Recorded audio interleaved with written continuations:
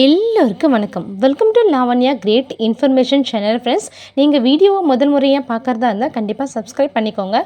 பக்கத்தில் இருக்கிற பெல் ஐக்கானை கிளிக் பண்ணிக்கோங்க. அப்போ தான் நான் போடுற வீடியோட நோட்டிஃபிகேஷன் கொண்டே வரும் ஃப்ரெண்ட்ஸ். வாங்க இப்போ நம்ம வீடியோக்குள்ளே போகலாம்.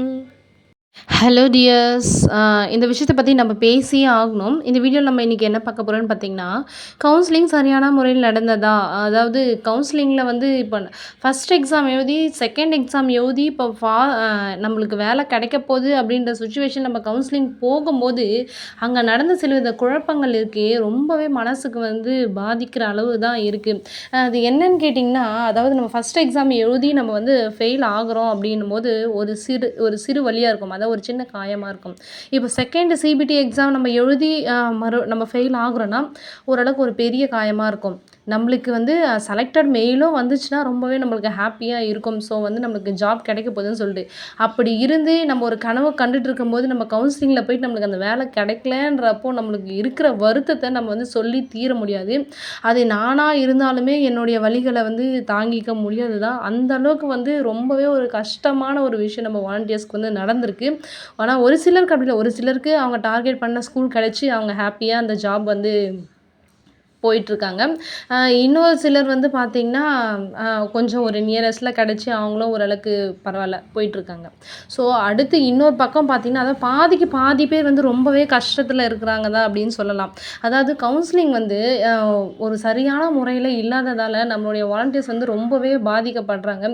நம்ம வந்து ரொம்பவே கஷ்டப்பட்டு நம்ம இந்த வேலைக்கு வந்திருக்கிறோம். ஏன்னா நம்மளுக்கு ஒரு ரூ. 1000 சம்பளன்றது வந்து இப்போ 9,700 நம்மளுக்கு கொடுக்கும்போது வந்து ரொம்பவே ஒரு சந்தோஷமாக இருந்துச்சு. நம்மளுக்கு பல மடங்கு வந்து ஒரு அதிகமான ஒரு விஷயம் அது.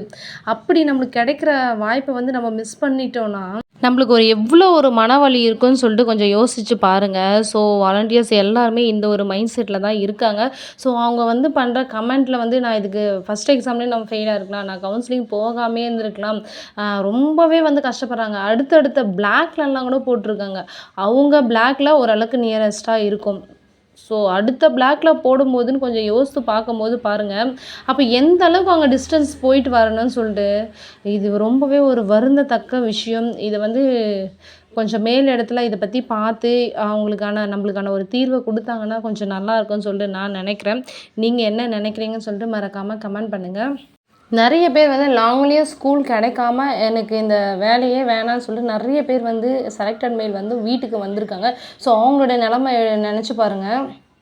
ரொம்பவே ஒரு கஷ்டமான விஷயம். நீங்கள் வந்து இந்த ஜாபுக்கு வந்து கம்ஃபர்டபுளாக போகிறீங்களா, இல்லை உங்களுக்கு ஏதாச்சும் இந்த ஜாபில் பிரச்சனை இருக்கான்னு சொல்லிட்டு மறக்காமல் வந்து நம்ம சேனலில் கமெண்ட் பண்ணுங்கள்.